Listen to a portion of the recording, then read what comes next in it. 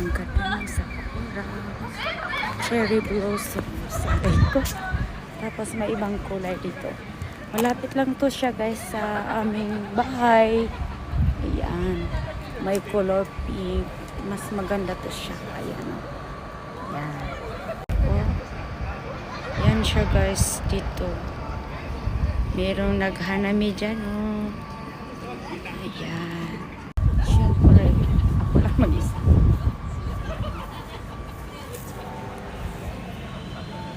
Galing ako sa work. Okay. Kapal-kapal lang ako guys. Oh, diba?